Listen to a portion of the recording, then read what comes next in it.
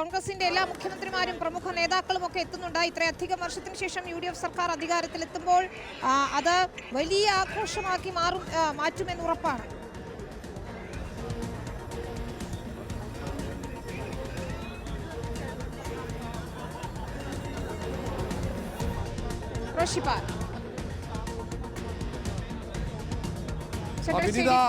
വിനിത, സ്വാഭാവികമാണ്. കാരണം 10 വർഷത്തിന് ശേഷം സംസ്ഥാനത്ത് UDFന് ഭരണം ലഭിക്കുമ്പോൾ അതിൻ്റെ ഒരു ആവേശം UDF പ്രവർത്തകരിലുണ്ട്, നേതാക്കളിലുണ്ട്. അതുകൊണ്ട് തന്നെ നാളെ സെൻട്രൽ സ്റ്റേഡിയത്തിൽ നടക്കുന്ന സത്യപ്രതിജ്ഞാ ചടങ്ങിലേക്ക് ഏറ്റവും പ്രധാനപ്പെട്ട നേതാക്കൾ ഒന്നാകെ രാജ്യത്തെ കോൺഗ്രസിൻ്റെ എല്ലാ നേതാക്കളും ഒഴുകിയെത്തും എന്നത് പ്രധാനമാണ്. മല്ലികാർജ്ജുൻ ഖാർഗെയുടെ നേതൃത്വത്തിൽ കോൺഗ്രസ് നേതാക്കൾ എത്തുന്നു. അവിടെ രാഹുൽ ഗാന്ധി ഉണ്ടാകും, രാജ്യത്തെ പ്രതിപക്ഷ നേതാവ്.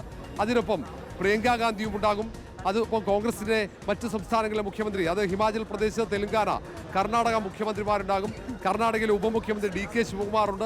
അതിനൊപ്പം കർണാടകയിലെ 6 മന്ത്രിമാർ കൂടി ഈ ചടങ്ങിൽ പങ്കെടുക്കുന്നുണ്ട്. തമിഴ്നാട് മുഖ്യമന്ത്രി വിജയ് ആദ്യ റൗണ്ടിൽ എത്തുന്നില്ലെങ്കിലും പിന്നീട് സംസ്ഥാനത്തേക്ക് എത്തിച്ചേരുമെന്നാണ് പറയുന്നത്. നാളെ സത്യപ്രതിജ്ഞാ ചടങ്ങിൽ എത്തിച്ചേരില്ല, പക്ഷേ പിന്നീട് തമിഴ്നാട് മുഖ്യമന്ത്രി വിജയ് സംസ്ഥാനത്തേക്ക് എത്തിച്ചേരും എന്നാണ് മുഖ്യമന്ത്രി VD സതീശൻ അറിയിച്ചത്. ഏതായാലും വലിയ ആവേശമാണ്. കാസർഗോഡ് മുതൽ ഇങ്ങോട്ടുള്ള വിവിധ ജില്ലകളിൽ നിന്നും പ്രവർത്തകർ ഒന്നാകെ തലസ്ഥാനത്തേക്ക് ഒഴുകിയെത്തുന്നു. കാരണം ഒരു പതിറ്റാണ്ടിന് ശേഷം അധികാരത്തിലെത്തുന്നതിൻ്റെ ആവേശമാണ്. കാരണം കഴിഞ്ഞ 10 വർഷം കോൺഗ്രസ് പ്രവർത്തകർ, UDF പ്രവർത്തകർ നടത്തിയ പോരാട്ടത്തിൻ്റെ തുടർച്ചയായി അധികാരം ലഭിക്കുമ്പോൾ സ്വാഭാവികമായും അതിൻ്റെ ഒരു ആവേശവും ആത്മവിശ്വാസവും ഒക്കെ അവരിൽ പ്രതിഫലിക്കും. അതുകൊണ്ട് അതിൻ്റെ ഭാഗമാകാൻ, ആ ചരിത്ര മുഹൂർത്തത്തിന് സാക്ഷ്യം വഹിക്കാൻ വേണ്ടിയാണ് പ്രവർത്തകർ ഒന്നാകെ തലസ്ഥാനത്തേക്ക് എത്തിച്ചേരുന്നത്. വടക്കൻ കേരളത്തിലൊക്കെ കഴിഞ്ഞ 2 ദിവസമായി ഇവിടെ തിരുവനന്തപുരത്ത് ക്യാമ്പ് ചെയ്യുകയാണ് പ്രവർത്തകർ. അവർ കാത്തിരിക്കുകയായിരുന്നു മന്ത്രിമാർ ആരൊക്കെയെന്ന്.